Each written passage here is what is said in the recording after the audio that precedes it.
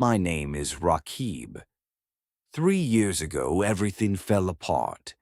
I lost my job at the call center. Budget cuts, they said. Couldn't afford the nice apartment in the city anymore. Rent was eating me alive. So I started hunting for something cheap. Really cheap on the edge of town. That's how I found this place. An old brick building in a quiet, forgotten neighborhood. Trees overgrown, street lights flickering half the time. The ad said, cozy two-room flat, low rent, immediate move-in. When I called, the landlord sounded relieved, like he'd been waiting for someone to bite. He met me there the next day. An older man, gray hair, tired eyes. Mr. Rahman. He showed me around quickly.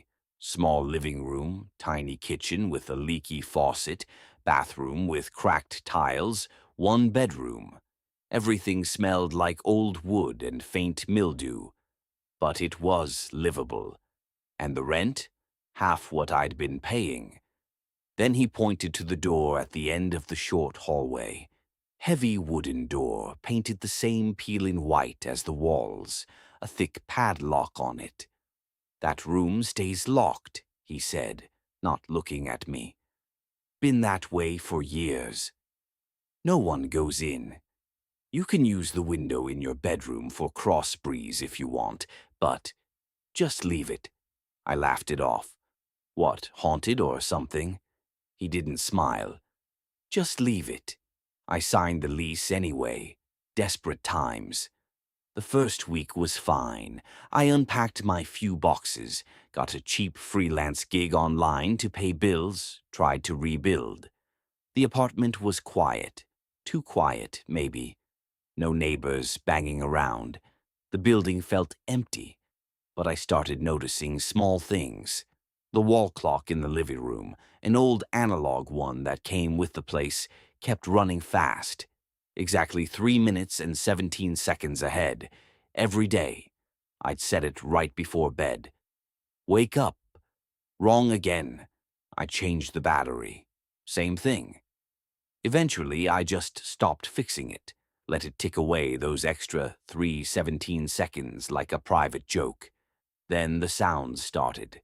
Soft footsteps from behind that locked door, always at night.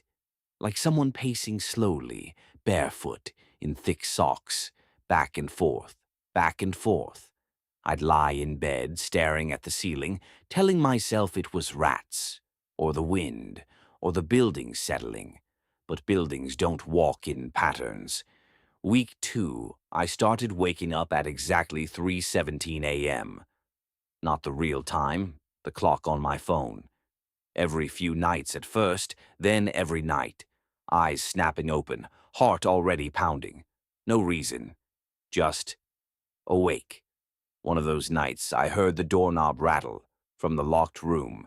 Twist, twist, twist, slow. Testing. Like someone inside was turning it gently, feeling for resistance. I sat up in bed, sweat cold on my back. The rattling stopped after a minute. Silence again. I didn't sleep after that. Sat with the lights on, scrolling my phone until sunrise. The next day, I messaged Mr. Rahman. Any history with the locked room, hearing weird noises. He replied hours later. Old building, creaks, ignore it. Not helpful. Week 3, things got worse. I'd come home from buying groceries and find small things moved. My coffee mug on the wrong side of the sink. My laptop closed when I'd left it open. A chair pulled out from the table, like someone had been sitting there. I started talking to myself out loud. Stop being paranoid, Rakib.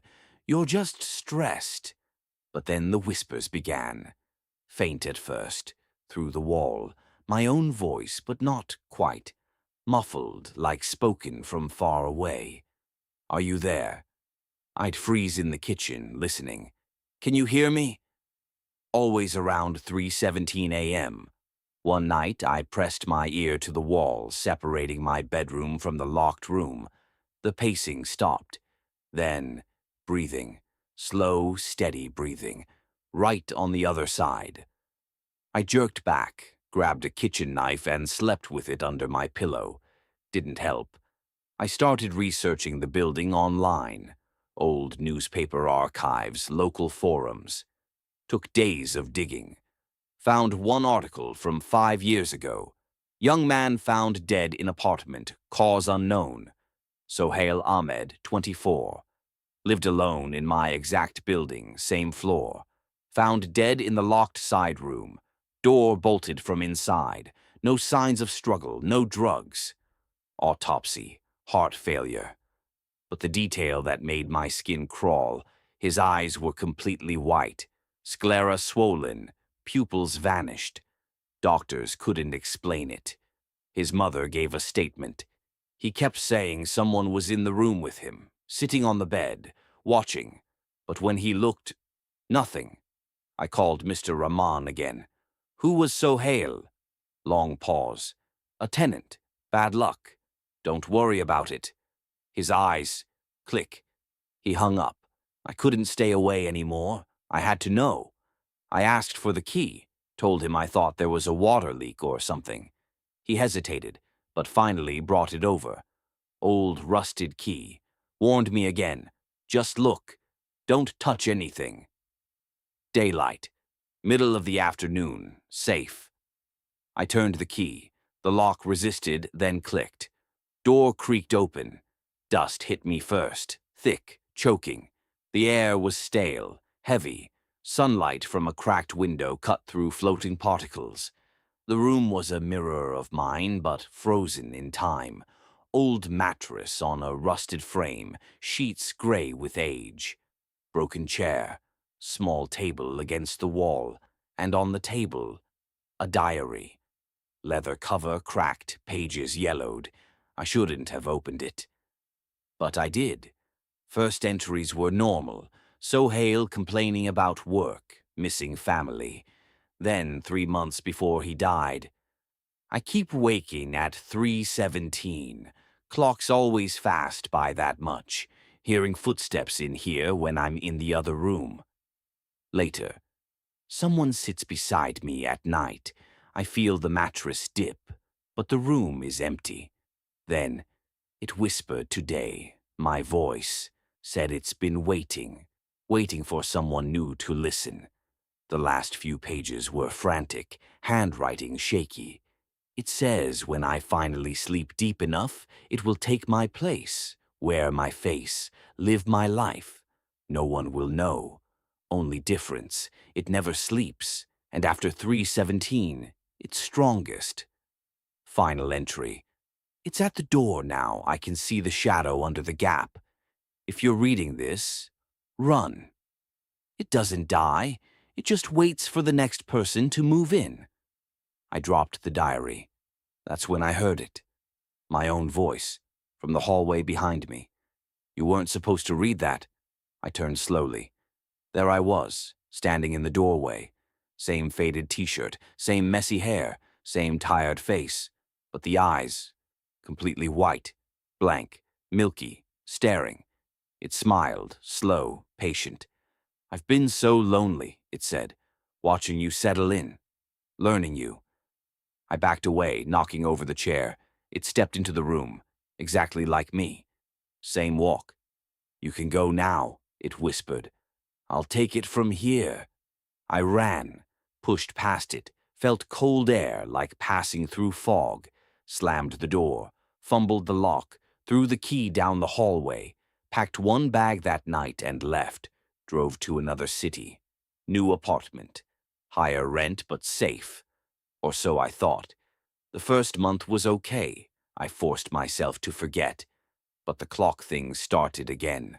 My new wall clock, running 3:17 fast. Then the wakes at 3:17 a.m. I feel the mattress dip sometimes. Right beside me. When it's really dark, I swear I see a shape in the corner.